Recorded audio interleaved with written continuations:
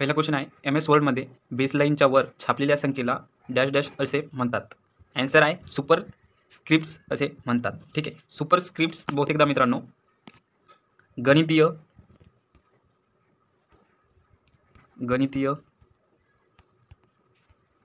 आणि अभिव्यक्ती, रासायनिक सूत्रे आणि दस्तऐवजामधील टाळटीप किंवा एड नोट्ससाठी वापरली जातात. एड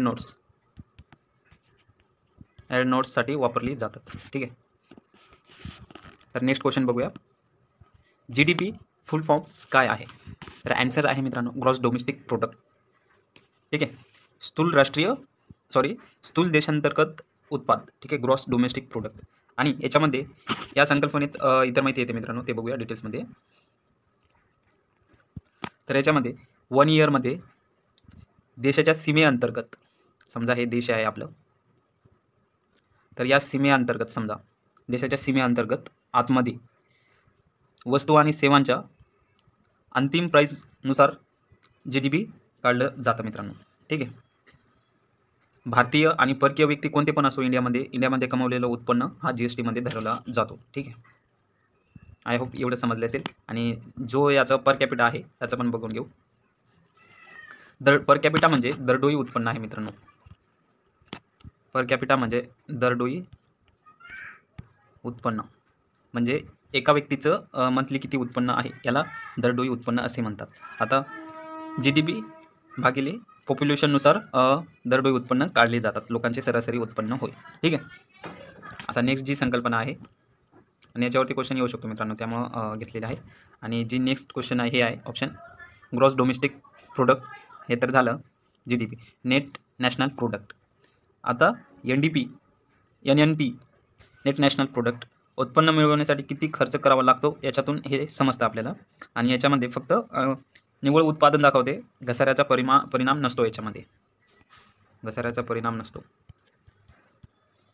घसारा मायनस केलेला असतो याच्यामध्ये. ठीक आहे, तर खूप डिटेल्समध्ये झालं. अशाच रीतीने आपण संपूर्ण ऑप्शन आणि इतर माहितीनुसार संपूर्ण डिटेल्समध्ये बघणार आहोत व्हिडिओच्या लास्टपर्यंत. आणि खूप सारे जण व्हिडिओ बघतात पण सबस्क्राईब करत नाही आहे मित्रांनो, तर सबस्क्राईब करून घ्या आणि लाईक करा. होतं काय की तुम्ही सबस्क्राईब केल्यामुळे मला एक मोटिवेशन मिळतो व्हिडिओ बनवण्यासाठी. ठीक आहे, तर नेक्स्ट क्वेश्चन आहे, खालीलपैकी कोणत्या संगणक हार्डवेअरमध्ये लेझर आहे? RAM, CD drive. तर ॲन्सर आहे CD ड्राईव्ह. सेकंड नंबरचं CD ड्राईव्हमध्ये लेझर यूज केला जातो. ठीक आहे, CD ड्राईव्हला ऑप्टिकल डिस्क ड्राईव्ह काय म्हणतात? ऑप्टिकल डिस्क ड्राईव्ह असे पण म्हणतात. म्हणजे CD ड्राईव्हला ऑप्टिकल डिस्क ड्राईव्ह असे म्हणतात, कारण ते CDवर डाटा वाचण्याची लेझर प्रकाश किंवा इलेक्ट्रॉनिक लहरी वापरतात. ठीक आहे, लेझरचा वापर केला जातो. आणि नेक्स्ट क्वेश्चन बघूया आता, MS वर्ड हे कशाचे उदाहरण आहे? तर ॲन्सर आहे मित्रांनो ॲप्लिकेशन अँड सॉफ्टवेअर याचे MS उदाहरण आहे. ठीक आहे, ऑपरेटिंग सिस्टम संगणक वापरकर्ता व संगणक हार्डवेअर यांच्यामधील इंटरफेस असतो मित्रांनो. संगणक वापरकर्ता व संगणक हार्डवेअर यांच्यामधील इंटरफेस असतो काय? Operating system. ठीक आहे, आता नेक्स्ट क्वेश्चन आहे, संगणकातील हार्ड डिस्क असते. हा क्वेश्चन थोडा मित्रांनो, नाही क्वेश्चन राईट आहे, ते लिहिताना टाईप करताना हे झालेलं. हार्ड डिस्क कसे असतात? संगणकातील हार्ड डिस्क कसे असतात? तात्पुरती चुंबकीय संचयन. ॲन्सर आहे मित्रांनो याचं कायमस्वरूपी चुंबकीय संचयन. ठीक आहे, हा याचा ॲन्सर आहे. आणि यासोबत इतर माहिती बघूया. तर CDचं फुल फॉर्म काय आहे मित्रांनो? जे CD असते त्याचं फुल फॉर्म कॉम्पॅक्ट डिस्क आहे मित्रांनो. कॉम्पॅक्ट डिस्क CDचं फुल फॉर्म. ठीक आहे,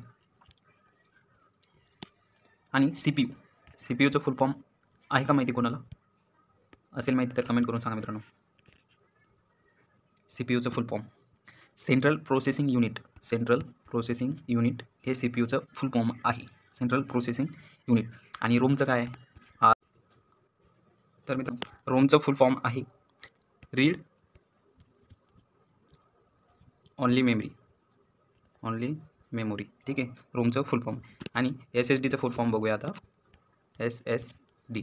ठीक आहे, हे जे फुल फॉर्म सांगतो हे खूप इम्पॉर्टंट आहे, पाठ करून ठेवा, लिहून ठेवा, काही तर आपण पाठ करून ठेवा. ठीक आहे, SSD सॉलिड स्टेट डिस्क हा फुल फॉर्म आहे SSDचा. ठीक आहे. USB बघूया आता. माहिती असेल तर कमेंट करून सांगा. USB full form universal serial bus. Universal serial bus हे USB फुल फॉर्म आहे मित्रांनो. तर चौथ्या नंबरचं इतर माहिती आपण बघितली क्वेश्चनचं. ठीक आहे. आता नेक्स्ट क्वेश्चन बघूया.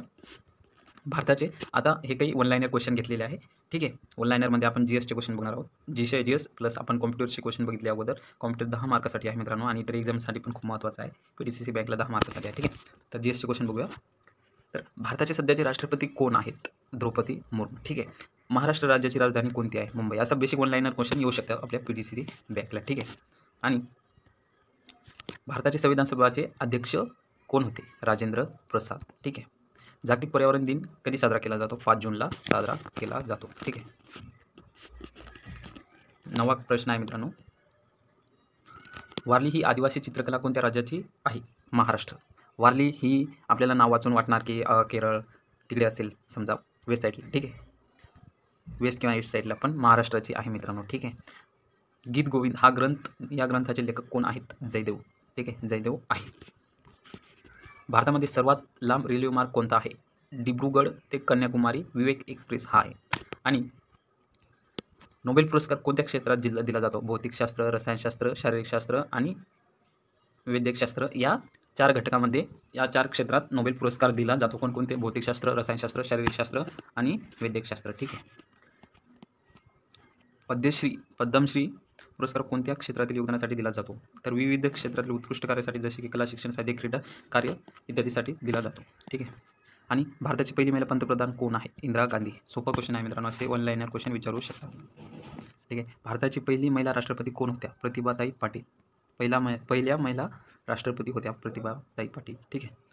तर या अगोदर मित्रांनो आपण संपूर्ण ही लेक्चर सिरीज आपली प्लेलिस्ट आहे ऑलरेडी चॅनलवरती, तर तुम्ही संपूर्ण प्लेलिस्ट बघा आणि याच्यापेक्षा डिटेल्समध्ये ती अगोदरचे लेक्चर्स घेतलेले आहे. ठीक आहे. सगळे क्वेश्चन अगोदर कसे घेतले तसे क्वेश्चन. ठीक आहे. 16वा क्वेश्चन आहे. भारताचा राष्ट्रीय खेळ कोणता आहे? हॉकी. भारताचे पहिले गव्हर्नर जनरल कोण होते? Lord William Bentinck. ठीक आहे. हा हिस्ट्रीचा क्वेश्चन आहे. आणि भारताचे पहिले पंतप्रधान जवाहरलाल नेहरू. भारताची पहिली महिला पोलीस अधिकारी कोण होते? किरण बेदी. महाराष्ट्राचे पहिले मुख्यमंत्री यशवंतराव चव्हाण. महाराष्ट्राचे सध्याचे मुख्यमंत्री कोण आहेत? ठीक आहे. तर इथे देवेंद्र फडणवीस येईल मित्रांनो आन्सर. अजित पवार हे उपमुख्यमंत्री आहेत. ठीक आहे. आणि महाराष्ट्राची सांस्कृतिक राजधानी म्हणून कोणत्या शहराला ओळखले जाते? पुणे या शहराला ओळखले जाते. भारताची आर्थिक राजधानी, महाराष्ट्राची सांस्कृतिक राजधानी कोणती आहे मित्रांनो?